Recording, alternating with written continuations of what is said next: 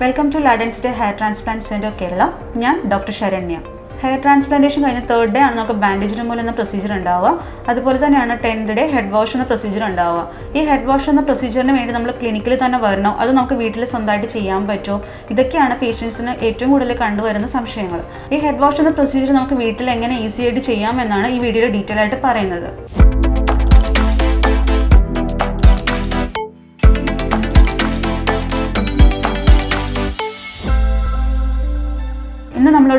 Nidhan patient.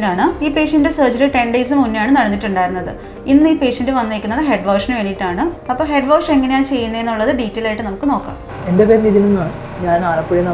I am surgery 10 head wash. I am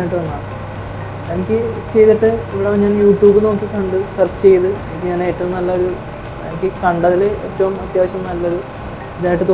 search അങ്ങനെ ഞാൻ consultation വരുന്നത്.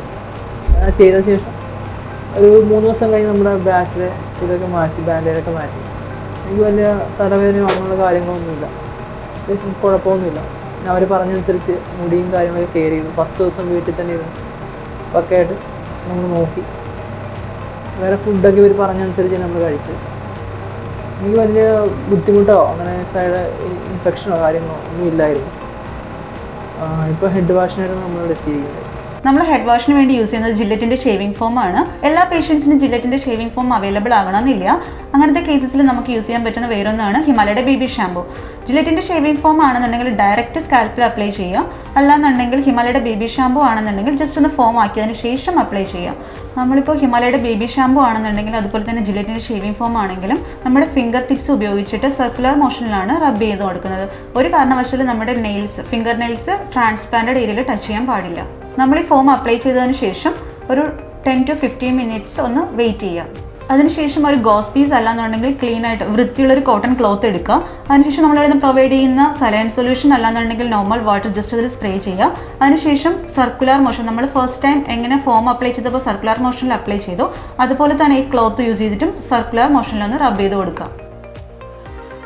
നമ്മളിത് ഫസ്റ്റ് ടൈം വാഷ് ചെയ്യുമ്പോൾ തന്നെ പ്രോപ്പറായിട്ട് ക്ലീൻ ആണെന്നുണ്ടാവില്ല. കാരണം നമ്മൾ ബ്ലഡ് ക്ലോട്ട്സും അതുപോലെ തന്നെ സ്റ്റാബ് ചെയ്ത് ഇങ്കൊക്കെ ഉണ്ടാവും. അപ്പോൾ അത് ഫസ്റ്റ് ടൈം പോയില്ല എന്നുണ്ടെങ്കിൽ നിങ്ങൾ ടെൻസ്ഡ് ആവേണ്ട ആവശ്യമില്ല.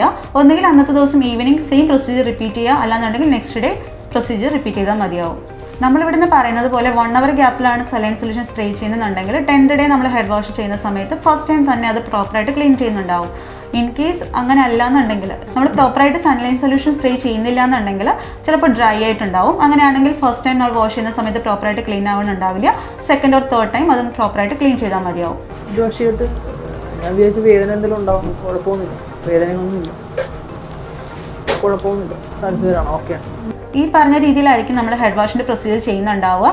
ഹെഡ് വാഷ് ചെയ്യുന്നത് എങ്ങനെയാണെന്നുള്ളതിനെ കുറിച്ച് നിങ്ങൾക്ക് എന്തെങ്കിലും ഡൗട്ട്സ് ഉണ്ടെന്നുണ്ടെങ്കിൽ താഴെ പ്രൊവൈഡ് ചെയ്യുന്ന നമ്പറിൽ കോൺടാക്ട് ചെയ്യാം. Thank you.